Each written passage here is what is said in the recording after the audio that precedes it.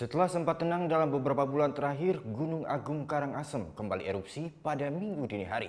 Erupsi yang berlangsung selama 3 menit 3 detik tersebut mengeluarkan abu vulkanis dan menghujani sebagian wilayah timur dan tenggara Kabupaten Karangasem.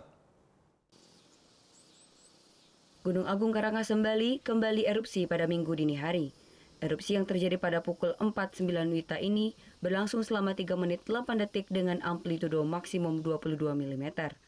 Hanya saja, kolom abu pada erupsi kali ini tidak teramati lantaran tertutup awan.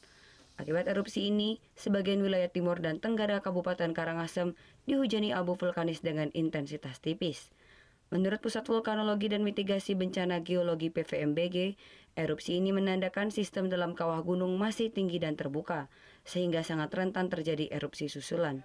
Selain terjadi sekali erupsi, dalam 6 jam terakhir dari pukul 00 hingga 06 WITA, Gunung Agung mengalami gempa vulkanik dalam sekali dan gempa vulkanik dangkal sekali.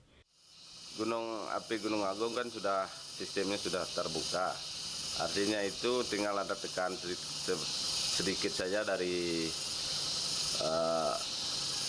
gempa-gempa vulkaniknya itu pelepasan gas akan terjadi. Tapi tidak akan mempengaruhi sementara status gunung api itu sendiri masih dalam status level 3. Artinya aktivitasnya tinggi, dia berarti sistem terbuka karena sedikit kayak kemarin ada gempa vulkanik 3-4 itu bisa memicu letusan.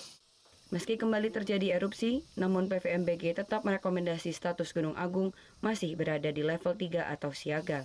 Warga dan wisatawan pun dihimbau menjauhi zona bahaya 4 km dari atas puncak kawah. Kadek Martana melaporkan untuk NET.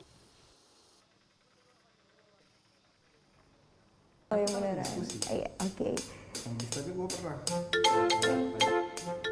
Nah, udah kan nonton beritanya? Jangan lupa di subscribe, di like, dan juga di komen ya akun YouTube dari Net Bali.